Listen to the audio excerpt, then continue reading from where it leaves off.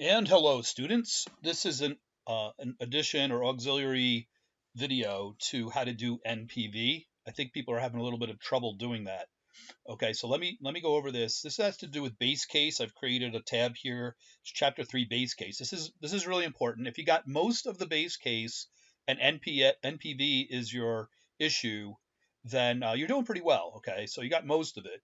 You probably got 80% of it. The NPV, of course, comes from your finance classes. Okay, let me make sure I have a pen here. Okay, so we have net present value. What is net present value? Okay, what is it? Okay, what that has to do with is future payments.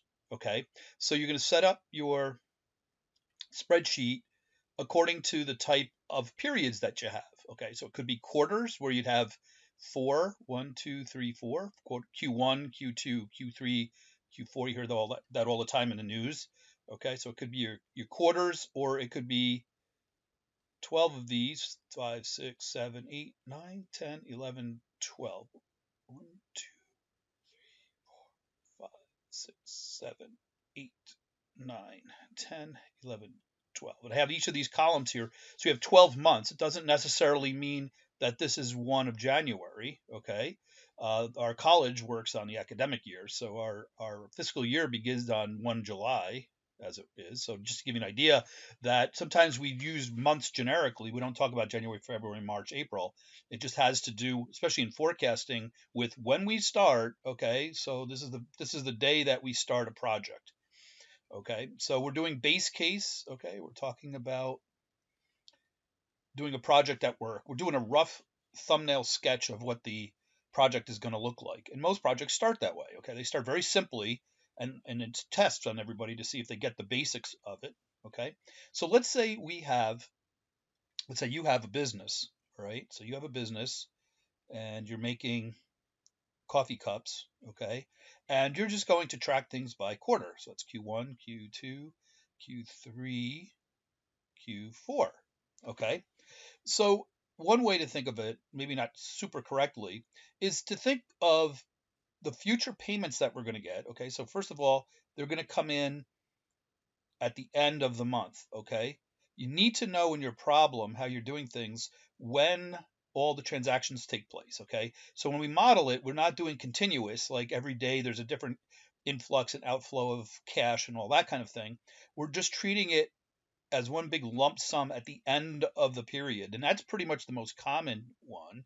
But occasionally you'll find a project that will think about it at the beginning of the period. So we're not going to do that. It's as if everything takes place at the end. Okay.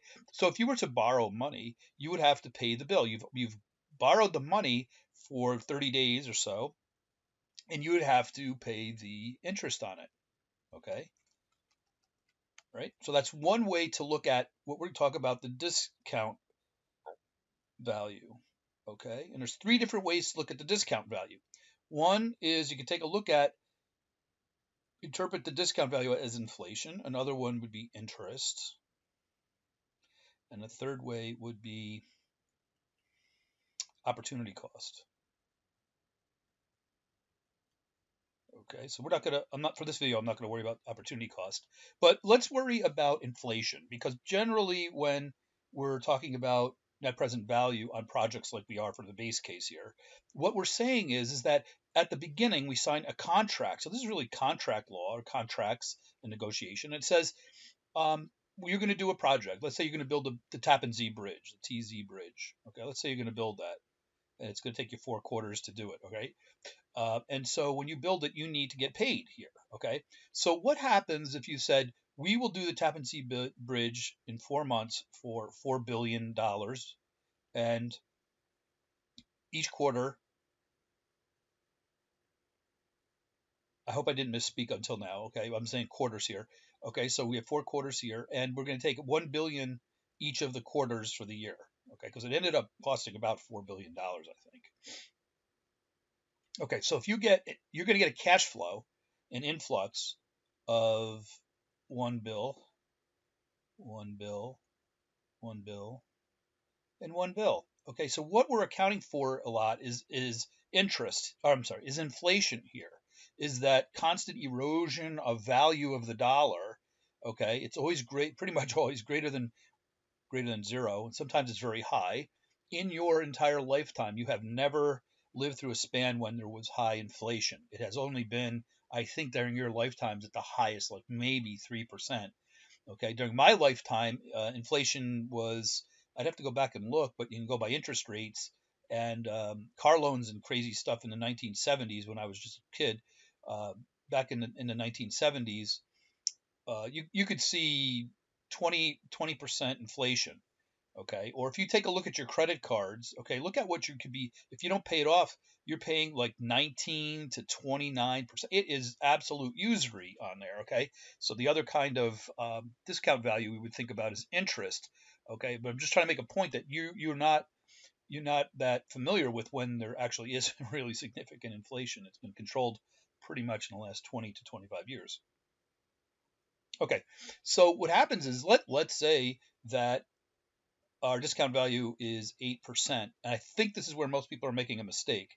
Okay, so the first part of the problem is how do we discount $1 billion for the effect of 8% inflation annual?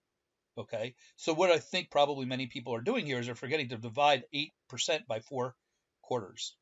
Okay, so you have 2% inflation per quarter. I have a suspicion. Now, the other problem could be is how do we know what the equation is? We need to discount this. Okay, so thinking about inflation, it means in the future your dollar buys less. Okay, so we would be dividing, if you divided by 1, it would be even. But if you divided by something greater than 1, even by 1.01, that's going to come out, if this is the factor that we're going to divide by, it's going to come out less than 1 billion. But let's figure out what that actually is.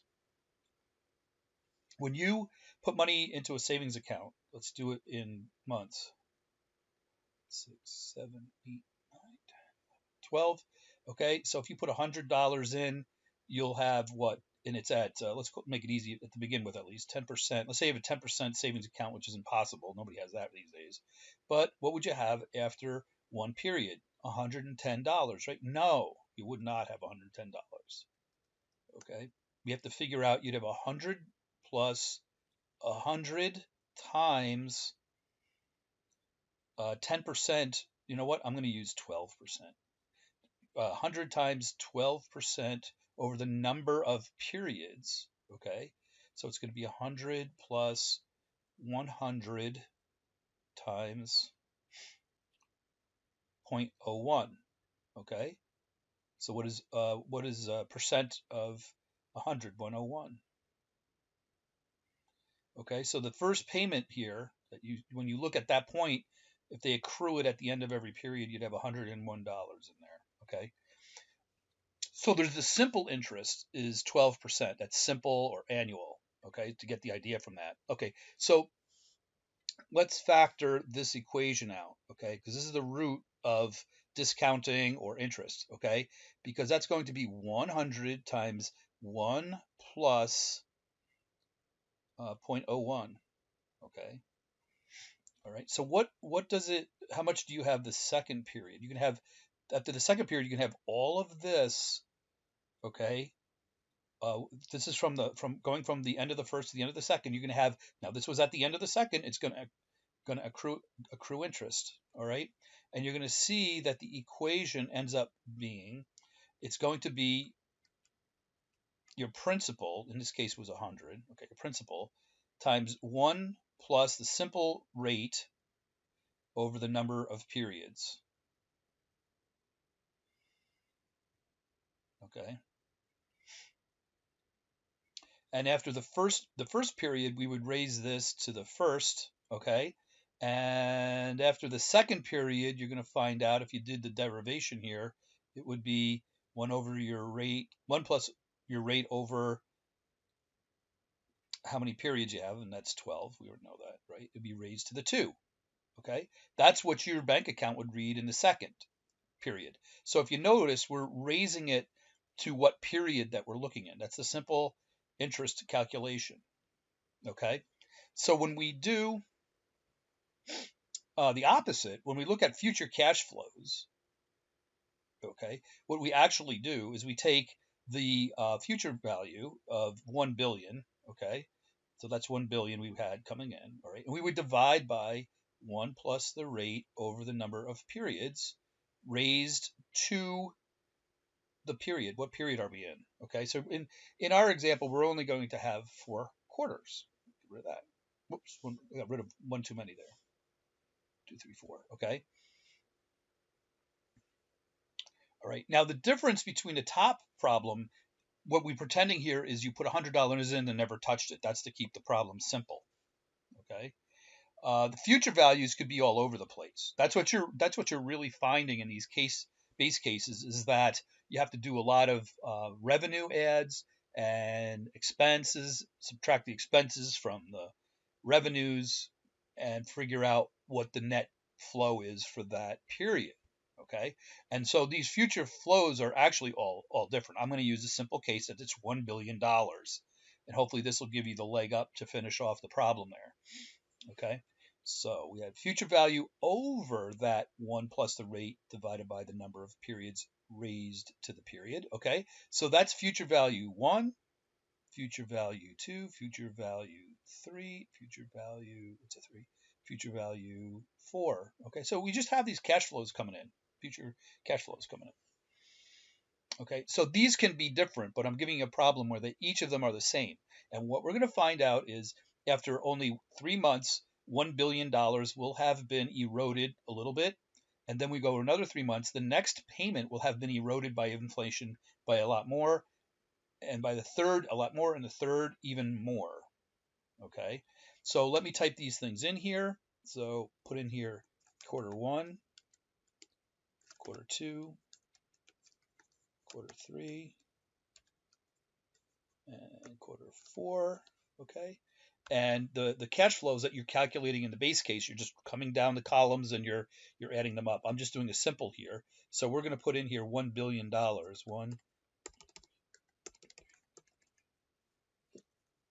that again. Okay. All right. So I'm just going to take that and I'm going to drag it across. We have 4 payments there. We get those little funny hashtags, right? Also known as octothorpes. Okay, so we're going to assume that the 1 billion came in at the end of the Q1. Okay, so what we need to do is let's put in, here's our interest rate. Maybe this is a third area that you might be having a problem with. It's 0.08, not 8, right? It's 0.08.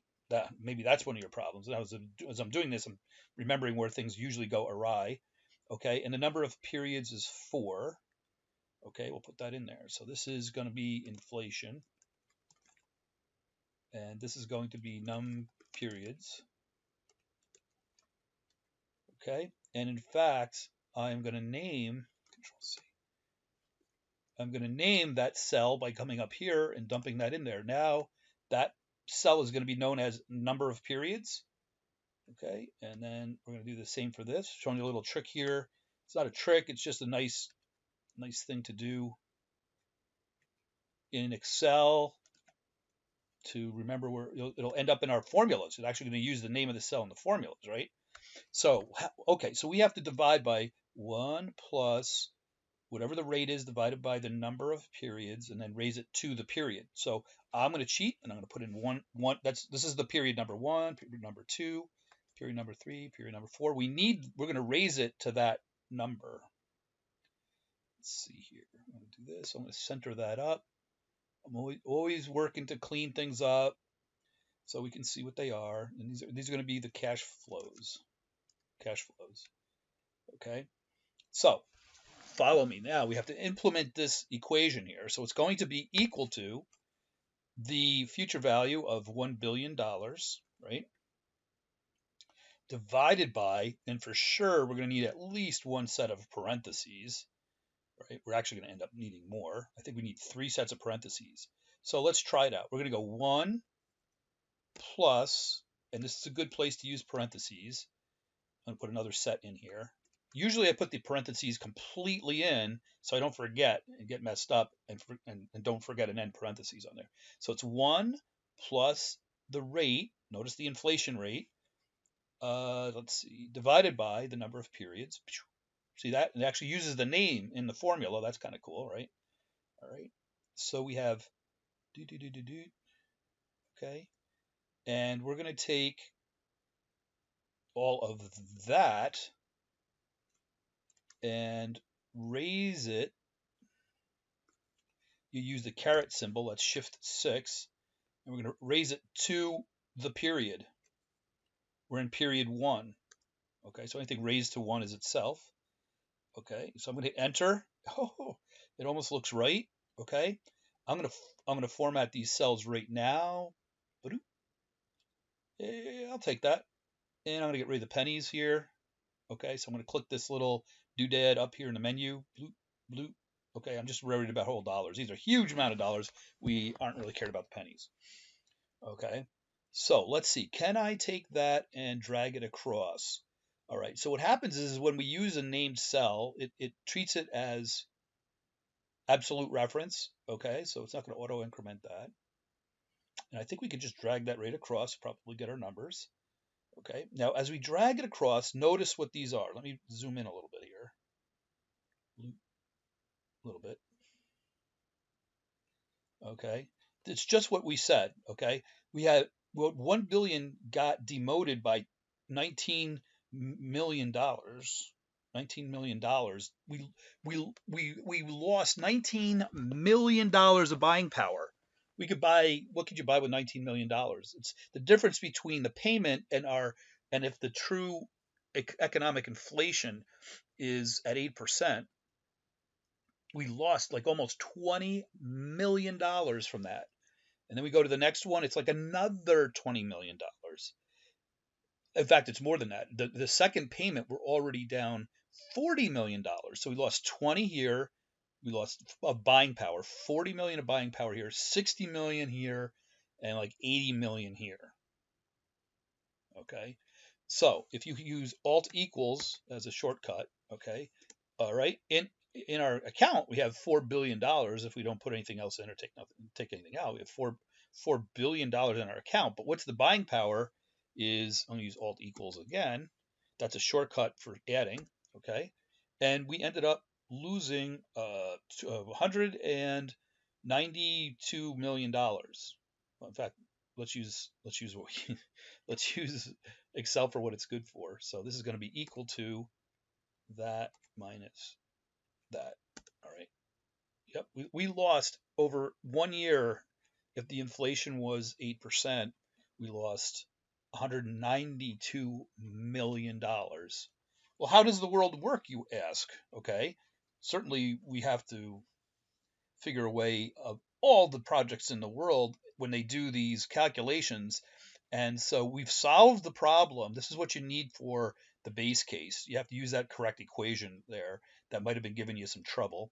But after that, after the mechanics of it and understanding how to get this thing finished, the big lesson is what you do is you do adjustments in your contract. Okay, so you would write a clause in there that says every payment gets marked to the period inflation.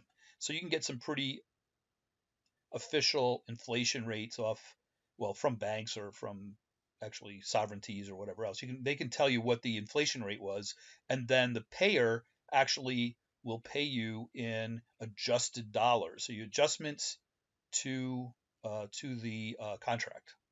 All right, that's the deal. Adjustments. So you write them in, and so on a real contract, what it is, um,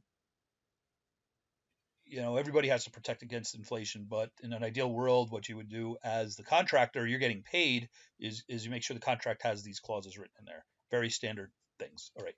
So I'll try to cut this short. That's it. It always goes a little longer than I thought it would at the beginning. We were almost at 20 minutes already. So here we go, and I'll launch that and send that out to everybody. Bye for now.